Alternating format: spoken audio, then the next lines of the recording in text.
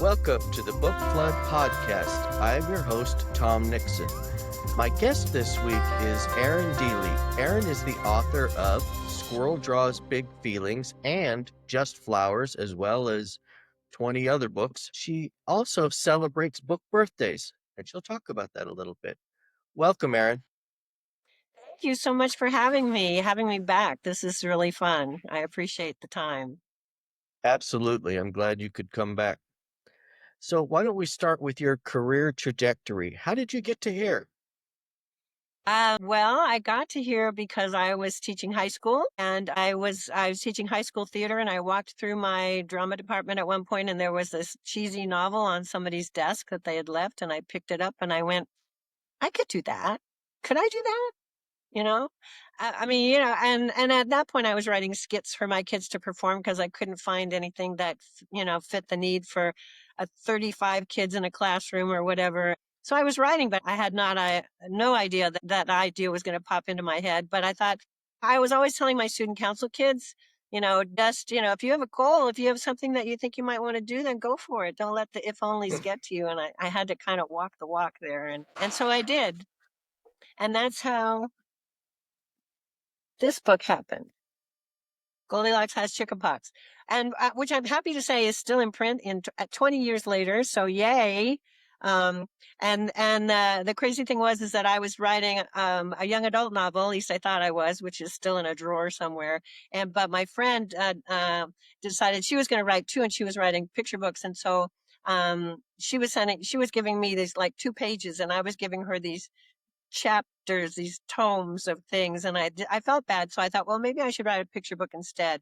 And so that's how Goldilocks Has Chickenpox started. So that's how it started, and then here is the trajectory visual Wow. from that. Whoops. From that is Goldilocks Has Chickenpox came. After that was Little Bo Peep Can't Get to Sleep. And then there was a lull that I wrote for a Pearson reading program, work for hire. And then at that point, I had connected with an agent, yay, Deborah Warren at East West Literary. And she said that there was a company that was looking for quirky holiday stories. And Deck the Walls was actually a skit that I had written for my theater kids to perform at a Christmas assembly when you couldn't talk about just Christmas, right?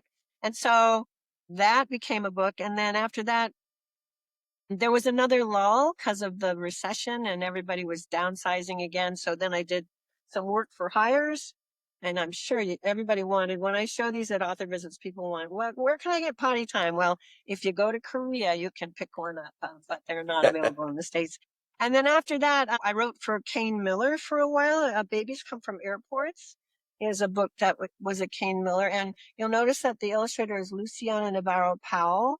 And she is the illustrator of Squirrel Draws Big Feelings, so that we've come full circle. She also illustrated Grandpa and Me and Grandma's Favorite and Grandpa's Favorite, which also was translated into Spanish, which makes me very happy. But then after that, I started, Deck the Walls was a Sleeping Bear book, and I started looking at what they were using, what they were publishing, and I thought, well, maybe I could try an alphabet book. This one came from that, K is for Kindergarten, which on each spread is a kindergarten challenge and a kindergarten countdown activity.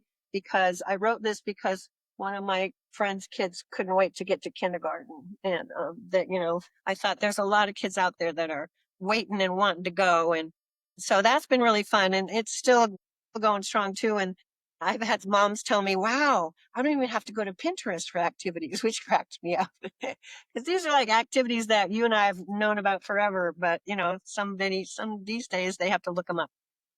And then came Snow Globe Wishes, which got an Anna Dewdney Read Aloud honor mention, which makes me very, very happy. I wrote this when I felt like the whole world needed a hug, and I did in particular. And I feel like when you do that, there's more heart in your book when you're writing that way. And I'm very happy to know that other people have felt that too. And then from that, I wrote Dear Earth from Your Friends in Room 5, which is HarperCollins, and it has this lovely sticker on it. Look at that. It's a reading association sticker, which just is like, as a teacher, that's Nice. like, oh my gosh. And it's the New York State Reading Association Charlotte Award. for Dear Earth from your friends in room 5. The other thing that I'm very excited about for Dear Earth is that I don't know if you know E-Train, Ethan Minton. He's a teenage influencer and book reviewer, and he has taken Dear Earth and he's been sharing it around like he's like the Dear Earth ambassador. I love it because he has Nice. this one mission called E-Train Talks Earth.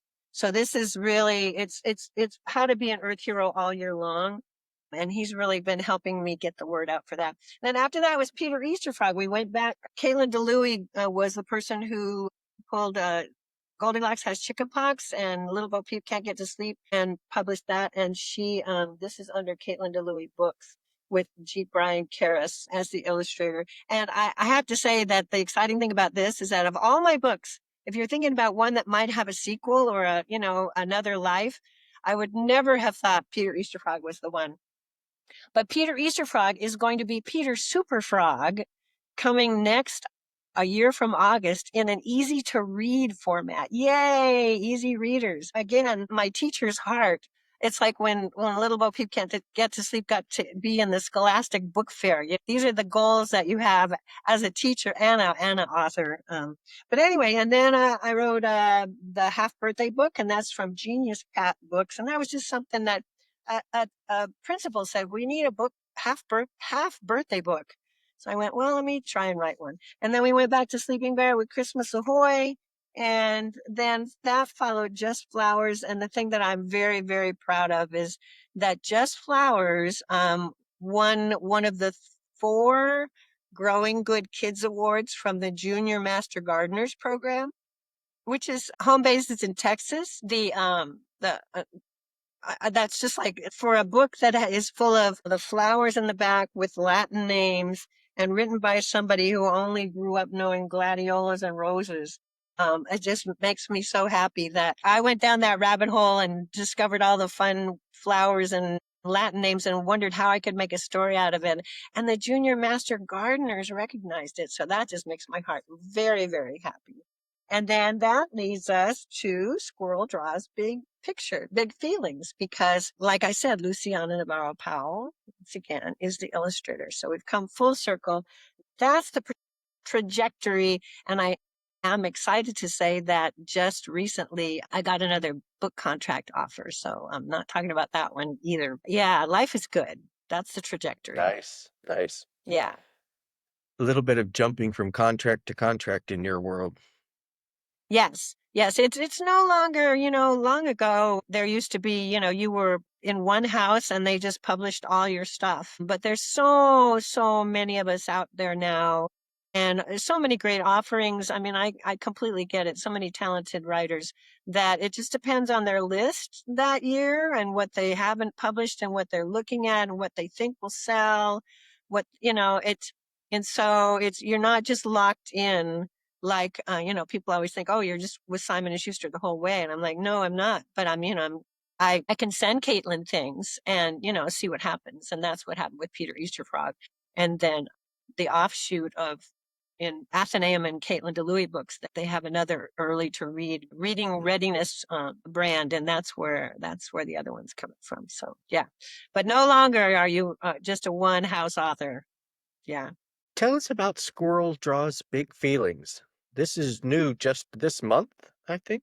Yeah. I just had a book launch at Ruby's Books in Folsom, California, and I've got 4. I'm calling them squirrel parties.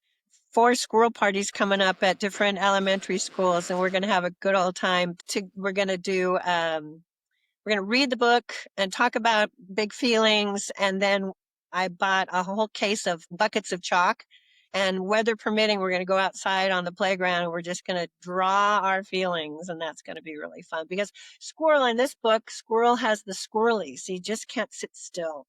And Porcupine feels the pricklies, just something's not right. And it's just stuck. And then Bear has roarful days. And so when things get worse and they don't know what to do with their feelings, Squirrel just runs to his tree and wants to draw and draw and draw, but he runs out of paper. And so he takes his chalk and he starts drawing all the way up the sidewalk, and his friends see him, and he says, "Do you want to draw too?" And of course, the kids, when I read it to them, they always think that the kids, they're going to say yes, but we know better as adults. Everybody at this point says, "No, I'm not good at art," right? So I had to throw that in at this point. And so they just go back to their lonely benches, and Squirrel gets stuck in his feelings again. But Squirrel doesn't give up, and Squirrel starts writing, "I'm stuck." And he's drawing, mad monsters and sad bugs. But eventually, I love these illustrations. He discovers that art feels like a quiet hug, and art is something that we can use as an outlet for our feelings. And even when we can't talk about them, we can scribble about them, and we can draw. And the other thing that I love about this book is that by the end, spoiler alert, the everybody in the whole school, or at least all their friends, are drawing together. And to me as a theater teacher, that's like any art that you do, if you share it, the community that you build helps you make friends. And friendship is another really important coping skill, and knowing how to talk to each other and how to work together. Whenever you do art, I think art gives you that outlet to help with your feelings, and to help. These days, kids have a hard time looking up from their phones and looking, even the ones who don't have phones, they were in the COVID era, and they have a hard time making friends. And so art is a way to help you make friends and to help you share your feelings. And it's a great outlet, no matter what your art is. Your art, I'm not sure what your creative juices do besides this wonderful podcast, but in creating your podcast, you're developing a community where all these other people can come and talk about their art. And it's a really amazing creation that you've put together to also help us make friends and share our art. So thank you for that. Thank you. I appreciate that. What was your experience like in writing this book and getting this book published? Oh my gosh. Well, it started in COVID, when Luciana and we were communicating back and forth, and she was going crazy, and so she decided she would go outside. She went outside with a bucket of chalk. She lives in Bellingham, Washington, and she was just drawing all these amazing chalk art. If you go to my blog, I interviewed her, and there's a lot of pictures of the original chalk art that she drew on the sidewalk in the park in Bellingham. And I looked at that and I just went, that has to be a book. That's, the way she brought her community together by drawing at that point. And she's has these great stories where she ran out of chalk, and one morning she found a bucket of chalk on her front porch. Somebody who was thanking her, and people would come by and take pictures, because her art was like really 3D designs of these amazing swans that are about to take flight, and all these other great tulips for the tulip festival that got canceled. So that was the beginning. And so it was about this bear who was in quarantine but came out and drew. And then, nobody thought quarantine was going to last very long, and they thought they don't need any books about quarantine. And then I started looking, and there are a million wonderful books about bears. And so I thought, okay, I'm going to pivot here.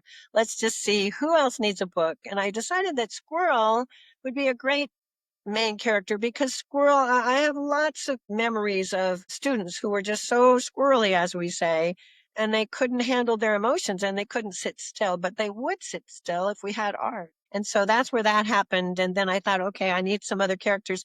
Porcupine could get the prickliest, which to me is like that very anxious feeling that comes over kids or adults, that you just have this thing and you don't know how to kind of deal with it. It could either be, you could either interpret it as a theater teacher, I can see that a lot of kids feel that when they're nervous, but there's a way to challenge that into adrenaline.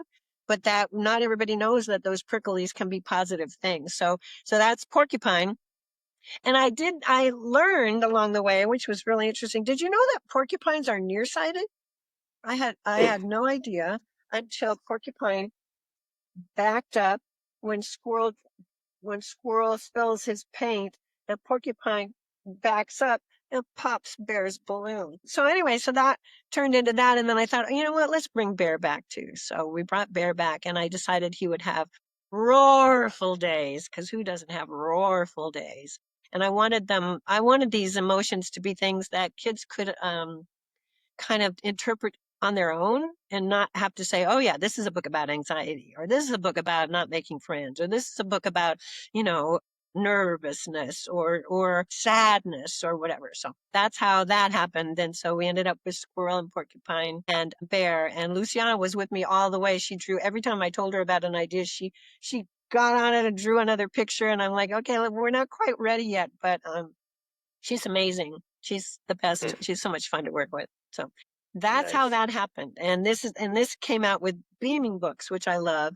And in the back, I wanted to make sure I was representing things correctly. So I contacted a friend of mine, Lauren Lerza, who is a Psych D clinical psychologist, and she went through the text and said, yeah, that's a great way to phrase that. And then we have a little note at the back about, you know, big feelings are okay. Big feelings are things that everybody feels. It's not just you. But when we talk about them or if we let them out somehow, then they don't get stuck and they don't take over our lives. So, anyway, that's that book. Tell us about Just Flowers. I believe that was your most recent Yeah, book yeah, before yeah. this one. Yes, and I'm very happy to tell you about Just Flowers. Just Flowers is also about making friends. Just Flowers is about a grumpy old man who moves in next door to Izzy, who is a budding botanist.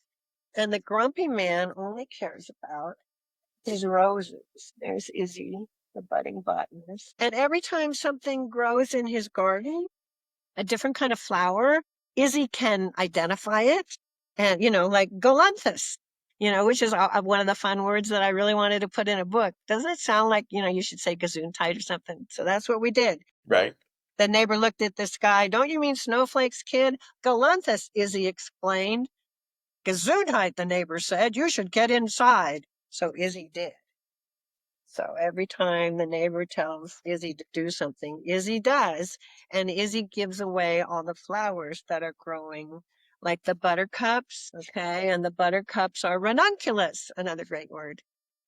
Hmm. And Izzy said, but the neighbor says, take them away. So Izzy does. And look what Kate Cosgrove did. Kate Cosgrove had Izzy put them in Mama's hair. And so all the way through the book, Izzy gives away the flowers. To me, it's like extra yarn only with flowers, you know, and the whole by the end of the book, the whole world blossoms around Izzy. And the city council comes to give a Green Thumb award, and the neighbor says, oh, why you shouldn't have. And the city council says, no, this is for Izzy. And the neighbor says, but those were just flowers. And the neighbors say, yeah, just flowers that made my day and mine and mine and mine. And just flowers that made the whole town happy. Again, Izzy didn't give up on friendship. And Izzy goes back to the neighbor and gives the neighbor marigolds to keep the aphids off his roses and invites them to, and not just flowers, Izzy added, Rubus alaganesius, which is the hardest thing to say. I always mess it up. And the neighbor says, I don't see any blackberries. And Izzy says, Pie, come and join us. And so the neighbor does. And it's about not giving up on friendship, even though you've got the grumpiest neighbor in the universe, is to, you know, just keep being kind. And I love that schools have used the book to build the kids build their own bouquet using some of the flowers in the book, and they can label the bouquet.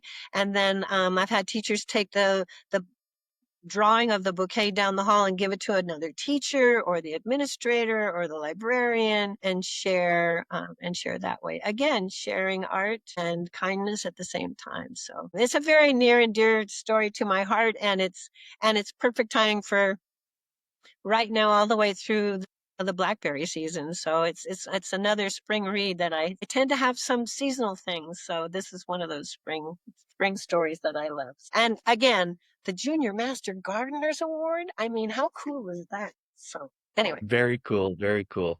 yeah, yeah. Thanks for the opportunity. I keep waxing too much on all these books, but I'm excited about them. Oh, no worries. So You've had quite a number of books published. Do you feel like you've made it as an author, or is the struggle still real? Is it still a challenge to get out there and publish and publish? It really depends on your definition of made it. If you had talked to that girl that grew up in Oakland, California, and used to do her homework up on the garage roof, and didn't think she could write, and so took drama classes when I needed to have one more class in my English from the English department to graduate from high school, I took theater instead of writing like everybody else. So, the fact if you were to tell that kid that, now we're on our 22nd book and, writing is not perfect, writing is art, writing is language art. And it starts messy and then you fix it and you turn your reading into writing.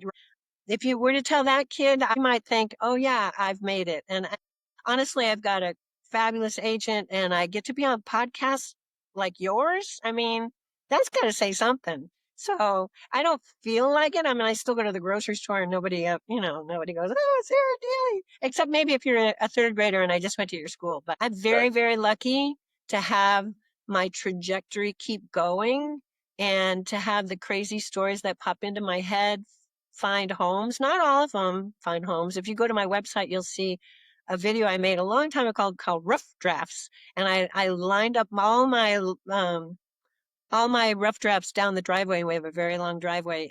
And my dog Max sniffed at them all. Of course, I put little treats there, but you can see that not all rough drafts go anywhere. But depends on who you talk to. But I am not complaining.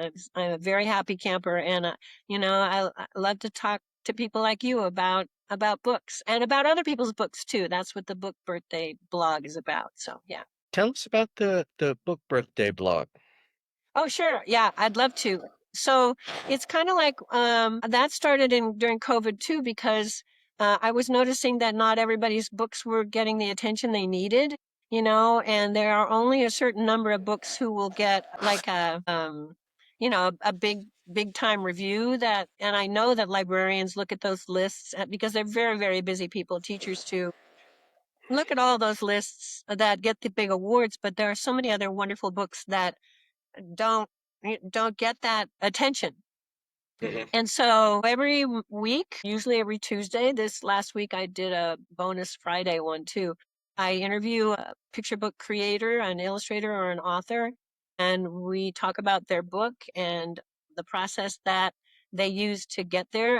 And to me, it's always been very fascinating to talk about that and learn about other people's processes and stuff. And as a teacher, I would use it as an author study, hands down. You can look at all these books between, Ernesto Cisneros is on there and John Shu and all those names as well. But just yesterday or just today, The Visit is on there, and I'm not going to even try to say her name, but as an author from Spain whose translation, Lawrence Schimmel's translation from Erdman's just came out, and it's about this beautiful book where the child stays home alone for the first time, and somebody comes knocking at the door, and it's in the shape of a fox. Actually, it's the visitor is silence, and how that child learns that silence is okay. I can be alone. It's really interesting. It's beautiful. But that's what I've been working on is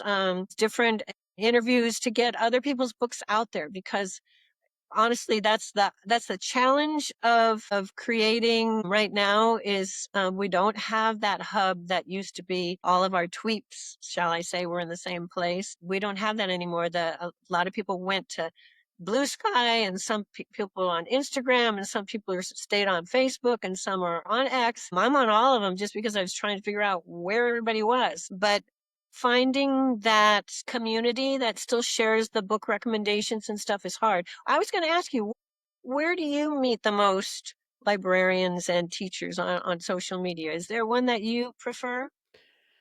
I think it's Instagram and Blue Sky Social. But Yeah. I share that concern. It used to be you went to Twitter, you went to X, and that's where everybody was, and it does make it more challenging. Just like you want to be out there advertising your book and other people's books, Same thing with the podcast. It certainly makes it a little more challenging. Yes, indeed. And luckily, we can still go to in-person conferences and things at that point and meet each other. But boy, there's just not that hub anymore, which is unfortunate. So yeah, everybody go find Tom and me on Instagram and Facebook and X and Blue Sky. I started on Blue Sky because people said, "Oh yeah, you got to come over to Blue Sky. That's where we all are." And then I got there and there's like a big vacuum of a tunnel.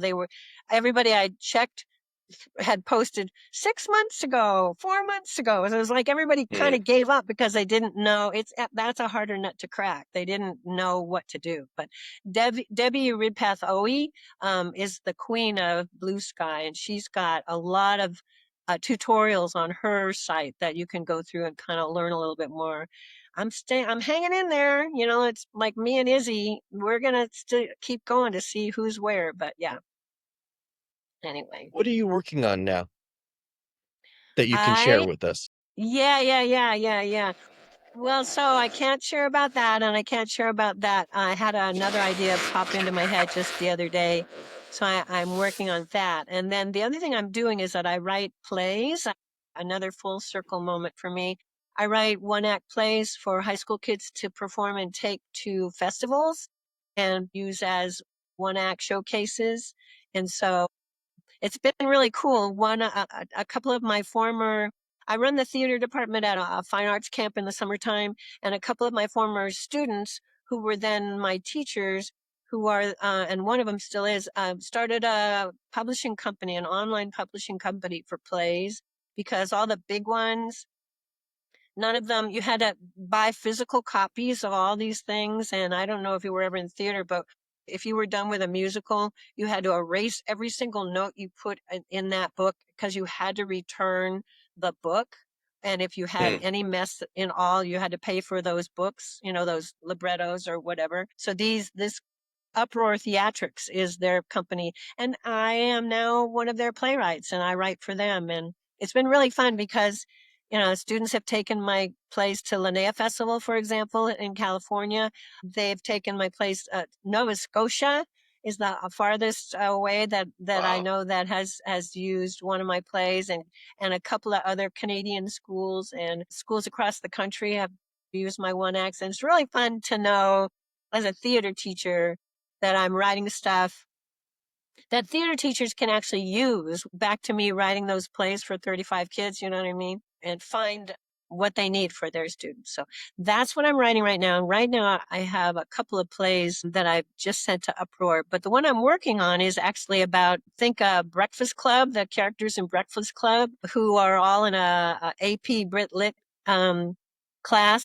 And this is like the last week before they have their essay exams, and they've had their heads in their phone the entire year, and they've let AI write their papers for them their entire year, but this test has to be just them without phones, and they're panicking. It's about, there's a character that plays AI, um, and it's about how we can use AI, but how we should actually remember that the creativity comes from our hearts and our brains, not from one that's really good at stats and organizing things. And maybe there's a happy medium we could find. So anyway, that's what I'm working on now. Nice. I know I must have asked you the first time we were together, but I'm going to ask again because interestingly, it changes for people. What is a book or series of books from your childhood that still resonates with you? Ah, yes. Well, um, I, I, I don't, I mean, I didn't have a lot of books in my house. But what I can tell you is the thing that resonated with me, besides the comic books that I get from my sister's room. Oops, sorry, and uh, or anything like that, was the thing I remember is I was the person in our classroom who got to open the book club books, the Uh, box of books from Scholastic or whatever, the book fair books. You got those little lovely things that little newsprint things you could order books from. And and then they came in this box from the company. And then I was the kid who got to open the books and take them out and distribute them to the kids in the class. And I'm telling you, I can still smell that smell today. That image is just stuck in my brain about how powerful that was. That I didn't have a lot of books at home, but these were pretty inexpensive books, and I could buy a couple, and I could own some books, and those were like, that was really, really impactful to me. And there were things like, I don't know, Nancy Drew books. And I remember the something about the five little kids or something. I mean, there were all these little books, these titles that have since gone. But the fact that I could hold that book and I could read it and it was mine. And when I was done with it, I could trade it with another friend in my classroom. That was just huge. And thank you to all the librarians and teachers who still do that to this day, because you are building lifelong readers, completely lifelong readers, even though they might not remember the first titles that they read. What are you reading now? I just finished this fabulous 2-book series by, I wrote it down, T.K. Clune, The House in the Cerulean Sea. Do you know these books? The second one is called Somewhere Beyond the Sea. Oh man, they are. My daughter recommended them. My daughter, the third grade teacher, she's my book club person, and she recommended them. And they're fantasy, which I don't always like to read, but this community that is created is just really, really amazing. And just to give you an idea, TJ Klune signed the back of the book, the author's note, with the anti-J.K. Rowling. So if that gives you an idea of these books and the characters in them and the creatures. This guy, Linus Baker, he's a caseworker for the department in charge of magical youth, and ends up going to this house that they're calling an orphanage, but the person who runs it is calling a home for these children of all species who have nowhere else, have never been wanted anywhere else. So it's just wonderful. I highly recommend it. I had to turn it back to the library. I would be holding up a cover right now.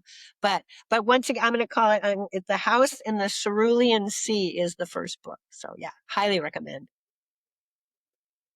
Always good to get book recommendations. Right? Yeah. I want to thank you so much, Erin, for being on the podcast today. For our listeners and subscribers, thank you for joining us. Please remember to like, subscribe, and share on social media. Also, come visit us at bookfloodpodcast.com. Again, thank you, Erin. Thank you, Tom. It's been a pleasure. Thank you to all your librarians and teachers that are listening.